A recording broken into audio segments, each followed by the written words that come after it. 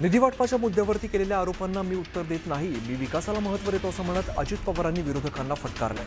ज्या ठिकाणी बिनविरोध जागा निवडून आल्या त्या दमदाटी किंवा पैशांच्या जोरावरती निवडून आल्या हे विरोधकांचं म्हणणं चुकीचं आहे। बारामतीत राष्ट्रवादीच्या 8 जागा बिनविरोध झाल्या, मग आम्ही दमदाटी केली का असा सवाल अजित पवारांनी केलाय। येवला नगर परिषद निवडणुकीत शिवसेना आणि शरद पवारांच्या राष्ट्रवादीमध्ये युती झाली आहे। यावेळी मंत्री दादा भुसे, भाऊसाहेब चौधरींनी भुजबळांच्या बालेकिल्ल्यामध्ये प्रचारासाठी हजेरी लावली। वडगाव नगरपंचायत निवडणुकीसाठी भाजपकडून श्री पोटोबा महाराज मंदिरात नारळ फोडत प्रचाराचा शुभारंभ करण्यात आला। भ्रष्टाचार मुक्त नगरपंचायतीसाठी सर्व 17 उमेदवार निवडून द्या असं आवाहन यावेळेला भाजप प्रदेशाध्यक्ष चव्हाण यांनी केलंय।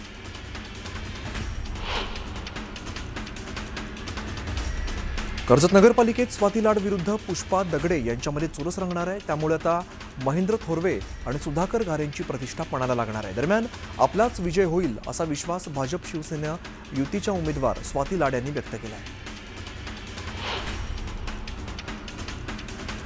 गडचिरोलीतील काँग्रेसला मोठा धक्का बसलेला आहे। काँग्रेसचे राज्य सरचिटणीस अतुल मल्लेलवार यांनी काँग्रेसचा हात सोडत भाजपाची वाट धरली आहे। महसूल मंत्री चंद्रशेखर बावनकुळेंच्या उपस्थितीत त्यांनी भाजपात प्रवेश केला आहे। महसूल मंत्री चंद्रशेखर बावनकुळेंनी मंडप पूर्ण का नाही टाकला याबाबत विचारणा केली, तेव्हा जिल्हाध्यक्षांनी खर्चाचं बजेट कमी असल्याचं सांगितलं। तेव्हा निवडणूक आयोगाला आपण हिशोब देऊ, तुम्ही हिशोबासाठी घाबरू नका, आमच्या लाडक्या बहिणींना उन्हात बसवू नका असं म्हणत बावनकुळेंनी जिल्हाध्यक्ष रमेश बारसागडे यांचे कान टोचले।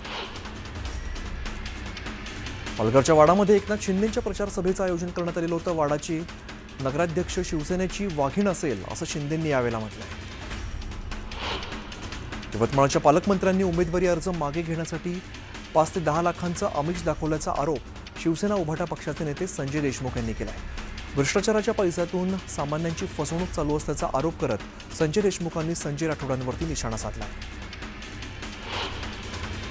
शिरूरची जनता आम्हालाच विकासाच्या जोरावरती संधी देणार असल्याचं वक्तव्य अशोक पवारांनी केलंय। शिरूरमधून शरद पवारांच्या राष्ट्रवादीकडून अलका खांडरे नगराध्यक्षपदाच्या उमेदवार आहेत। शिरूर नगर परिषदेच्या निवडणुकीत महायुतीसाठी प्रयत्न केला होता, मात्र सहयोगी पक्षांचा प्रतिसाद मिळाला नाही असा आरोप आमदार माऊली कटके यांनी सांगितलेला आहे। सर्व समाजाला सोबत घेऊन शिरूरच्या सर्वांगीण विकासाच्या मुद्द्यावरती निवडणुकांना सामोरं जातोय असंही त्यांनी सांगितलंय। सांगोल्यात भाजपाच्या उमेदवार मारुती बनकरांसाठीची प्रचाराची सुरुवात झाली आहे। पालकमंत्री जयकुमार गोरेंच्या नेतृत्वात पदयात्रा काढत प्रचाराचा शुभारंभ झाला। पंढरपूर नगर परिषदेच्या निवडणुकीत 133 उमेदवार नगरसेवक पदासाठी रिंगणात आहेत, तर नगराध्यक्ष पदासाठी 5 उमेदवार रिंगणात आहेत। दरम्यान कोणाचा विजय होणार हे पाहणं महत्त्वाचं असेल। संगमनेरमध्ये बाळासाहेब थोरातांच्या उपस्थितीत प्रचार कार्यालयाचं उद्घाटन पार पडलं। दरम्यान थोरातांनी गेल्या 40 वर्षात विकासाचा पाढा वाचत विरोधकांवरती टीका केली। चिखलदऱ्याचा विकास व्हावा म्हणून मला बिनविरोध निवडून दिलंय। चिखलदऱ्यातून बिनविरोध निवडून आल्यानंतर आल्हाद कलोती यांनी ही प्रतिक्रिया दिली आहे। बुलढाण्याच्या खामगावमध्ये नगरपालिका निवडणुकीत महायुतीचे 3ही पक्ष स्वतंत्र लढत आहेत। आज शिवसेनेकडून प्रचाराचा शुभारंभ करण्यात आला। शिवसेनेकडून अश्विनी माळवंदेंना उमेदवारी दिली आहे।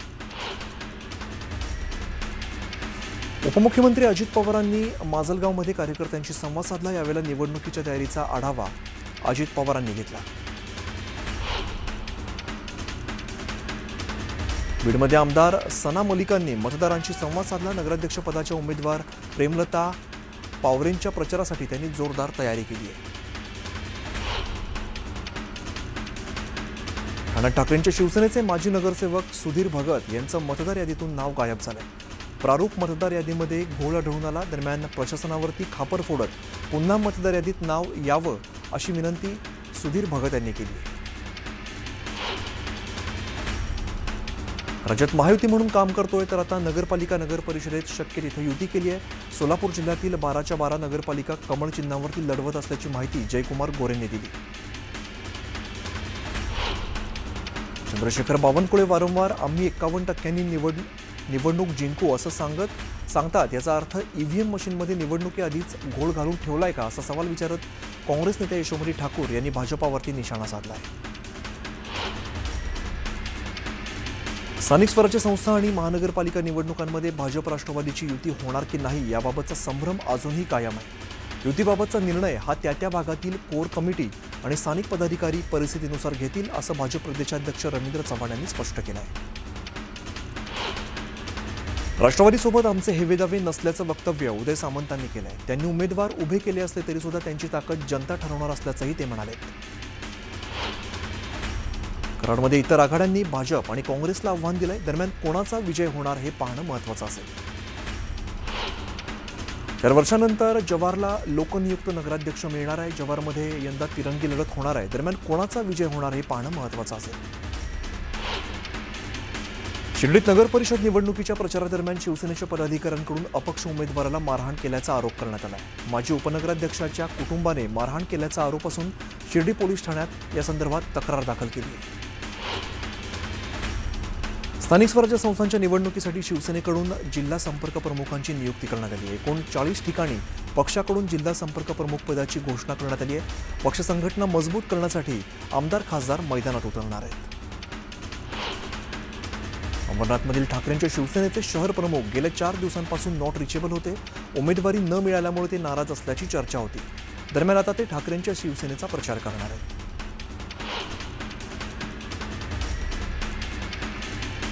जालन्यात अजित पवार पोलिसांवरती संतापले. परतूर नगर परिषदेच्या उमेदवारांना डी झोनमध्ये न येऊ दिल्यामुळे अजित पवार चांगलेच भडकले. अजित पवारांनी सर्व उमेदवारांना डी झोनमध्ये बसण्यास सांगितलं.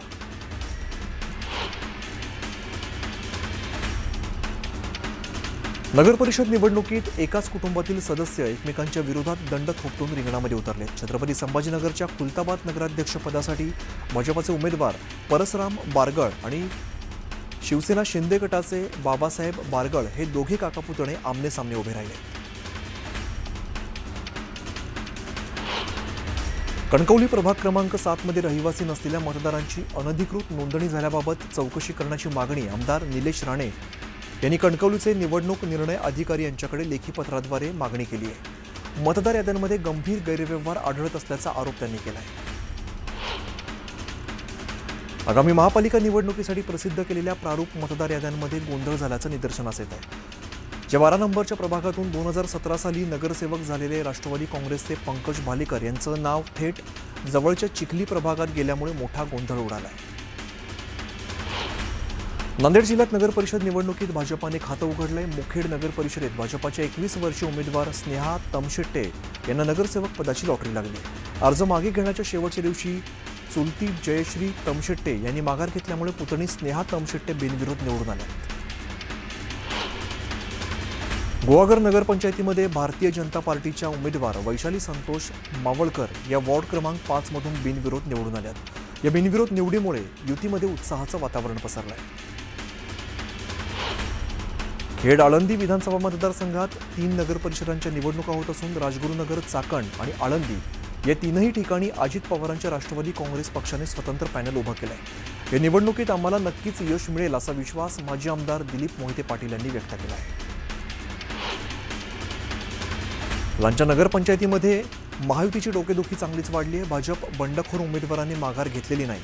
जागावाटपात न्याय न मिळाल्यामुळे नगराध्यक्षपदासह सर्वच जागांवरती भाजपाचे बंडखोर उमेदवार रिंगणात उतरले. काँग्रेस प्रदेशाध्यक्ष हर्षवर्धन सपकाळांची जीभ घसरली. मुख्यमंत्री देवेंद्र फडणवीसांचा सपकाळांनी दरिंदा असा उल्लेख केलाय. त्यांच्या वक्तव्यामुळे वादाची शक्यता आहे. मुंबईत शरद पवारांच्या नेतृत्वात राष्ट्रवादी शरदचंद्र पवार पक्षाची महत्त्वाची बैठक पार पडली. या बैठकीत शरद पवारांच्या पक्षाने निवडणुकीसाठी उद्धव ठाकरे आणि राज ठाकरे यांच्याशी युती करण्याचे संकेत दिले. शिवसेना आणि मनसे आधीच एकत्र आलेले आहेत. त्यासाठी कोणाचा आदेश किंवा परवानगीची गरज नाही अशा शब्दामध्ये संजय राऊतांनी अप्रत्यक्षपणे काँग्रेसला टोला लगावलाय.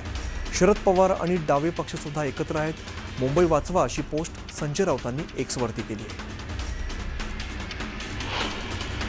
काँग्रेस पक्ष मतांचं लांगुल चालन करणारा पक्ष आहे अशा शब्दामध्ये चंद्रशेखर बावनकुळेंनी काँग्रेसवरती निशाणा साधला आहे. बिहारच्या निवडणुकीत वेगळा नारा दिला आणि आता मुंबईसाठी वेगळा नारा. काँग्रेस पक्ष मताचं लांगुल चालन करतोय असं बावनकुळे म्हणाले. उपमुख्यमंत्री एकनाथ शिंदे यांच्या दिल्ली दौऱ्यानंतरही भाजपबद्दलची शिंदेंच्या मंत्र्यांची नाराजी कायम असल्याचं कळतंय. धाराशिव या ठिकाणी कौटुंबिक विवाह सोहळ्यामध्ये मुख्यमंत्री देवेंद्र फडणवीस यांची भेट परिवहन मंत्री प्रताप सरनाईकांनी टाळली. पालकमंत्री म्हणून प्रोटोकॉलनुसार मुख्यमंत्री यांची भेट घेणं आणि स्वागत करणं गरजेचं असताना त्यांनी ही भेट टाळली आहे. रमेश परदेशींनी भाजपामध्ये पक्षप्रवेश केल्यानंतर मनसे नेते अमेय खोपकर पहिल्यांदा पुणे दौऱ्यावरती आहेत. ते चित्रपट सेनेच्या पदाधिकाऱ्यांची बैठक घेणार आहेत. दरम्यान मनसेत काही पदाधिकारी पक्षप्रवेश करणार आहेत. तुम्ही घड्याळाचं चित्र दाबा, तुम्हाला पुढची 5 वर्ष निधीची कमतरता पडू देणार नाही. राष्ट्रवादी काँग्रेस पक्षाला साथ दिली तर बदल घडवून दाखवू असं आश्वासन अजित पवारांनी दिलंय. एखादी सत्ता राखणं हे काही येड्या गबाळाचं काम नाही असंही अजित पवार म्हणाले.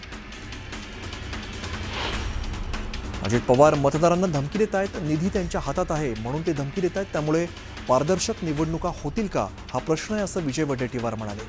पैसे देऊन बिनविरोध उमेदवार निवडून आणलेत असा आरोप सुद्धा वडेट्टीवारांनी केला आहे.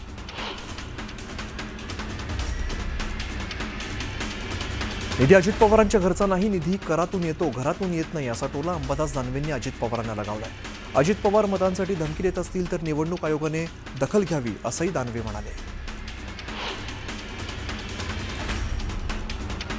हैदराबादमध्ये 2 माओवादी नेत्यांसह 37 माओवाद्यांनी आत्मसमर्पण केले. तेलंगणाचे पोलीस महासंचालक शिवधर रेड्डींसमोर माओवाद्यांनी आत्मसमर्पण केलंय. माओवादी संघटनेला मोठा हादरा मानला जातोय. पिंपरी चिंचवड महापालिकेने घेतलेल्या कर्जाची चौकशी करण्याचे आदेश देण्यात आले. तत्कालीन आयुक्त शेखर सिंग आणि अतिरिक्त आयुक्त प्रदीप जांभळे पाटलांच्या काळामध्ये 22,000 कोटींचं कर्ज घेण्यात आलं. या कर्जातून पालिकेला कर्जबाजारी केल्याची तक्रार नामदेव जाधवांनी केली. त्यामुळे नगरविकास विभागाने चौकशीचे आदेश दिले. पुणे कृषी उत्पन्न बाजार समिती आणि यशवंत सहकारी साखर कारखान्याचे बनावट कागदपत्र तयार केल्याचं समोर आलं. यातून शासनाची फसवणूक केल्याचा आरोप करण्यात आला. पोलिसांकडून याबाबत अधिकचा तपास सुरू आहे. चंद्रपूर जिल्ह्यात दिव्यांगांना UDID देण्यासाठी प्रशासनाने उपक्रम सुरू केला आहे. नोंदणी झाल्यानंतर दिव्यांगांना ओळखपत्र दिलं जाणार आहे. त्यामुळे दिव्यांगांना विविध योजना मिळण्यास मदत होणार आहे.